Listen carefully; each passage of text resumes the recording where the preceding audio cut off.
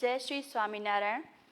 SSGM School CBSE Mankuwa runs by Sri Sajanand Gurukul welcomes you to online education. I am Shivangi Mehta and today we are going to learn our third standards chapter. The name of the topic is We Care. तो ये जो chapter है हमारा, इसके अंदर हम जो topics है उसमें देखेंगे कि किस तरह से हमारे आसपास ऐसे लोग होते हैं जिनको हमारी हेल्प की ज़रूरत होती है, तो हम किस तरह से उनकी हेल्प कर सकते हैं। ऐसे कौन कौन से लोग हैं जिनको हमारी ज़रूरत हो सकती है। ओके, सो हम ये टॉपिक स्टार्ट करें उससे पहले इंट्रोडक्शन में एक और टॉपिक है हमारा जो कि है अवर सेंसेस। तो यहाँ पे मैंने कौन कौन से सेंसेस है उसके नाम लिखे हैं, eyes, ears, skin, nose and tongue. तो ये जो मैंने नाम लिखे हैं यहाँ पे 5, ये हमारी सेंसेस है। We called it our senses. Okay, so first is eyes, जिसकी हेल्प से हम लोग देख सकते हैं। ओके, ईयर्स, जो कि जिसकी हेल्प से हम लोग सुन सकते हैं। स्किन, जो कि हम उससे कोई भी टच जो है उसको फील कर सकते हैं। नोज़, जिससे हम कुछ स्मेल कर सकते हैं। और टंग, जो कि हम जो बोलते हैं उसमें जो टंग है वो बहुत ही इम्पॉर्टेंट है, वरना हम ठीक से बोल नहीं पाएंगे। तो ये जो है हमारे कुछ सेंसेस है। Our senses are very important to us. अगर इसमें से कोई भी एक सेंस काम नहीं कर रहा है तो हमारी जो डे टू डे लाइफ में हम लोग जो काम करते हैं वो हम ठीक तरह से नहीं कर पाएंगे। उसमें हमें कुछ ना कुछ प्रॉब्लम्स आ सकती है। Okay, our senses are very important to us. Our eyes helps us to see the beautiful colours around us. They help us to read, write and watch movies. तो हमारी जो आँखें हैं वो ये सारी चीज़ें करने के लिए हमें ज़रूरी है हमारे लिए। With our ears we can hear different sounds. We can hear our mother calling, our teacher talking, और telephone ringing, music being played and many other sounds. तो ये सारी चीज़ें जो है, ये सारे जो सेंसेस है वो ये सब करने के लिए बहुत ही ज़्यादा इम्पॉर्टेंट है। ओके, तो लेकिन ऐसा ज़रूरी है कि सारे ही जो लोग हैं उनके ये 5 सेंसेस जो है वो अच्छी तरह से काम करते हो, नहीं, ऐसा नहीं होता है।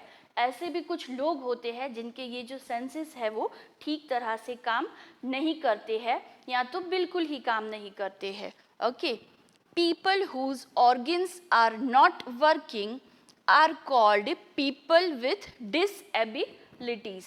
Disabilities का मतलब है कि जो पर्सन है उसका कोई भी एक ऑर्गन जो है, एक पार्ट जो है वो ठीक तरह से काम नहीं कर पाता है, उसको डिसएबिलिटी बोला जाता है। ठीक है, तो जैसे कि यहाँ पे ऊपर मैंने आपको बताया कि ये सारे हमारे सेंसेस है, तो ये सेंसेस में से अगर कोई भी एक सेंस काम नहीं कर रहा है तो उसको हम डिसएबिलिटी बोल सकते हैं। Okay, this type of people are also called special peoples. इनको स्पेशल पीपल भी बोला जाता है जिनका कोई पार्ट अगर काम नहीं करता है तो। ओके, नेक्स्ट हमारा टॉपिक है physical and mental disability. So let's move on to our next topic. इसमें कुछ टाइप्स लिखे हुए हैं, जैसे कि फर्स्ट है ब्लाइंडनेस। तो ब्लाइंडनेस जो है ये वर्ड रिलेटेड है ऐसे लोगों से जो कि कुछ देख नहीं पाते हैं, जिनकी आंखें जो है वो ठीक तरह से काम नहीं कर रही होती है। ऐसे जो पर्सन है उसको ब्लाइंड पर्सन बोला जाता है, और ये डिसएबिलिटी जो है उसको बोला जाता है ब्लाइंडनेस। नेक्स्ट है डेफनेस। तो डेफनेस मीन्स ऐसे लोग जो कि कुछ सुन नहीं पाते हैं। तो people who are not able to listen any kind of sound, they are called deaf, and ये जो disability है उसको deafness बोला जाता है। और थर्ड है डम्बनेस। ऐसे लोग जो कुछ बोल नहीं पाते हैं उनको डम्ब बोला जाता है, और ये डिसएबिलिटी को बोला जाता है डम्बनेस। ओके, तो ये जो मैंने आपको कुछ डिसएबिलिटीज़ बताई, ये रिलेटेड थी कुछ फिजिकल डिसएबिलिटीज़ से, ठीक है। लेकिन मेंटल डिसएबिलिटी क्या होता है? तो फिजिकल डिसएबिलिटी मतलब कि जो सेंसेस है, जैसे कि मैंने आँख है या कान है, ये काम नहीं कर रहे हैं, तो और जो मेंटल डिसएबिलिटी होती है उसमें जो पर्सन होता है वो ठीक तरह से किस तरह से बिहेव करना है, किस तरह से सारे काम करने हैं, वो उसको पता नहीं चलता है, तो उसको मेंटल डिसएबिलिटी बोला जाता है। Some people cannot walk properly as their legs do not function normally. They may use a wheelchair to move around. All these people have physical disability. Okay, तो ऐसे भी कुछ लोग होते हैं जो कि ठीक तरह से चल नहीं पाते हैं, तो वो एक जगह से दूसरी जगह पर जाने के लिए व्हील चेयर का यूज़ करते हैं, तो इनको भी हम लोग फिजिकली चैलेंज्ड पीपल बोल सकते हैं। Some people suffer from a problem where a part of their brain does not work properly. This may make it difficult for them to understand things. They may be slow at learning new things. These people have mental disabilities.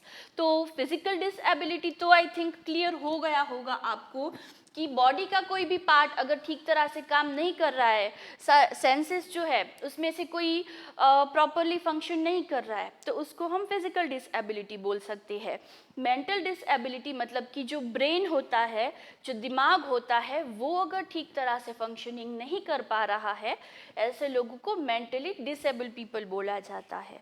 तो ऐसे जो लोग हैं वो कुछ उनको समझने में, कुछ भी नई चीज़ उनको लर्न करने में, समझने में उनको टाइम लगता है बहुत, या तो वो सीख ही नहीं पाते हैं, ठीक है। ऐसे जो लोग हैं उनको मेंटली डिसेबल बोला जाता है, और ये डिसेबिलिटी को मेंटल डिसेबिलिटी बोला जाता है। तो ऐसे जो लोग होते हैं वो जनरली साइन लैंग्वेजेस के थ्रू भी कुछ न्यू थिंग्स जो है वो समझने की कोशिश करते हैं। उसी से रिलेटेड है हमारा नेक्स्ट टॉपिक जो कि है ब्रेल। ब्रेल स्क्रिप्ट जो है वो okay, the script for blind people.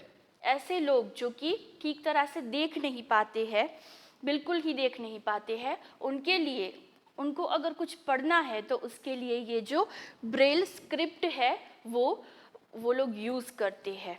Okay, इसी से रिलेटेड कुछ डिटेल में इंफॉर्मेशन मैं आपको दूंगी। For a long time blind people were unable to read और write like the rest of us do. Almost 200 years ago, a 15-year-old boy named Louis Braille came up with a script which allowed blind people to read and write. तो लगभग 200 साल पहले की बात है, जबकि जो ब्लाइंड लोग होते थे वो ठीक तरह से कुछ नहीं पढ़ नहीं पाते थे, देख नहीं पाते थे। तो जिस तरह से हम सब लोग अच्छे से कुछ पढ़ पाते हैं वैसे वो लोग नहीं कर पाते थे। तभी एक 15 साल का जो बॉय था, जो लड़का था, जिसका नाम था लुइस ब्रे, उन्होंने एक स्क्रिप्ट जो है वो तैयार की। उनके नाम पर से ही उसको ब्रेल स्क्रिप्ट भी बोला जाता है। तो उन्होंने ये जो स्क्रिप्ट तैयार की उसकी हेल्प से जो ब्लाइंड लोग जो है वो कुछ मतलब वो साइन लैंग्वेज से पढ़ सकते हैं।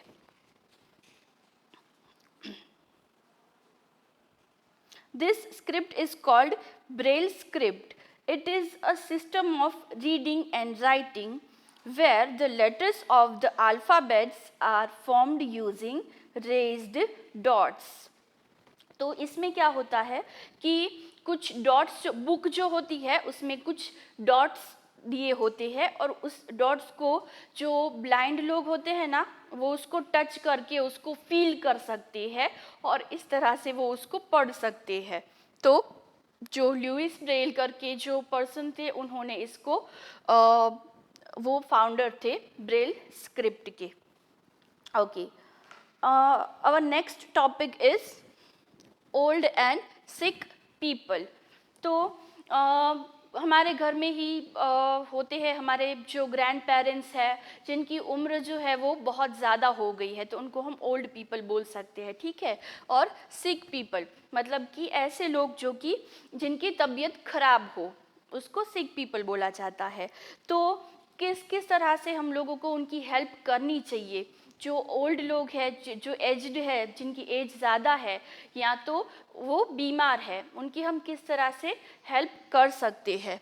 We should give them comfortable rooms, उनको हमें अच्छी तरह से ट्रीट करना चाहिए। तो हम उनके लिए क्या क्या कर सकते हैं वही हम इस टॉपिक में देखेंगे। ओके, तो पहला है कि उनको हमें कंफर्टेबल रूम्स में रखना चाहिए। We should give them healthy food, उनको खाने के लिए हमें हेल्दी फूड जो है वो प्रोवाइड करना चाहिए। We should spend time with them, और ये बहुत ज़्यादा इम्पॉर्टेंट है कि ऐसे जो लोग हैं उनको हमें टाइम देना चाहिए, क्योंकि बहुत बार ऐसा होता है कि वो अपनी प्रॉब्लम्स जो है वो सबके साथ शेयर नहीं कर पाते हैं, तो उनकी प्रॉब्लम्स जो है वो हमें सुननी चाहिए। We should try not to make noise around them, उनके आसपास हमें ज़्यादा आवाज़ नहीं करनी चाहिए जिससे उनको डिस्टर्बेंस हो। When people became old, their health may not be as good as it was earlier. जैसे जैसे ही एज जो है वो बढ़ती जाती है, वैसे वैसे जो बॉडी है ना वो काम करना धीरे धीरे कम करने लग जाती है। और यही रीज़न है कि जो बूढ़े जो लोग होते हैं, जो ओल्ड पीपल होते हैं, उनकी जो हेल्थ है वो ठीक नहीं रह पाती है। तो ये ज़रूरी है कि हम उनको कंफर्टेबल फील करवाएं, उनको हेल्दी फूड जो है वो हम प्रोवाइड करें। तो ये सारी चीज़ें जो है वो बहुत ही इम्पॉर्टेंट है। We should give their meals, medicines etcetera on time. We should help them whenever they need, उनकी जो मेडिसिन्स है, उनकी जो दवाई है वो उनको टाइम टू टाइम हमें प्रोवाइड करवानी चाहिए, जिससे वो जल्दी से ठीक हो सके। और उनके खाने का भी हमें अच्छे से ध्यान रखना चाहिए। Some old people may not be able to live with their families because of some reason. That is why there are many old age homes where such people can stay and are taken care of. तो कुछ ऐसे भी old जो लोग हैं जिनकी families नहीं होती है, जो अकेले होते हैं, तो उनके लिए ओल्ड एज होम, जिसको वृद्धाश्रम भी बोला जाता है, वो प्रोवाइड किया गया है। मतलब हर जगह पे ओल्ड एज होम्स जो है, वृद्धाश्रम जो है वो होते हैं, जहाँ पे इस तरह के जो ओल्ड पीपल जो है वो वहाँ पर रह सके। ओके, नेक्स्ट टॉपिक है, this is our last topic. The name of the topic is orphans. There are some children who have lost their parents. ऐसे कुछ बच्चे होते हैं जिनके पेरेंट्स नहीं होते हैं, जिनके मम्मी डैडी जो है वो नहीं होते हैं, उनकी डेथ हो चुकी होती है। तो ऐसे जो बच्चे हैं उनको ऑर्फन्स बोला जाता है। तो हम तो हमारे घर में रहते हैं हमारे मम्मी पापा के साथ, लेकिन ऐसे बच्चे जो है जिनके पेरेंट्स ही नहीं होते हैं, जिनके मम्मी पापा नहीं होते हैं, वो कहाँ पर रहेंगे?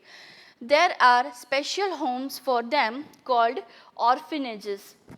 तो जिसको अनाथ आश्रम भी बोला जाता है। तो ऐसे जो बच्चे होते हैं जो कि अपने जिनके पास पेरेंट्स नहीं होते हैं, वो ऐसे होम्स में रहते हैं, जिसको ऑर्फिनेजेस बोला जाता है, उसको अनाथ आश्रम भी बोला जाता है। तो यहाँ पर most orphanages look after the children well. They give them food, clothing and shelter. They also try to send the children to school and teach them good values. We should help orphanages by donating clothes, books, food and toys.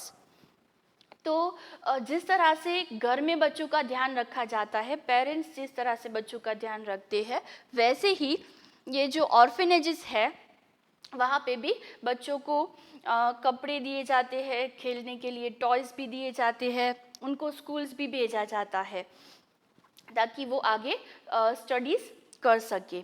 तो तो ऐसे जो ऑर्फेनेजेस होते हैं, जो अनाथ आश्रम जो होते हैं, हमें भी उनकी हेल्प करनी चाहिए। हम जिस भी तरह से उनकी हेल्प कर सके, हमारे कुछ कपड़े जो है वो उनको दे सकते हैं, बुक्स हम उनको दे सकते हैं।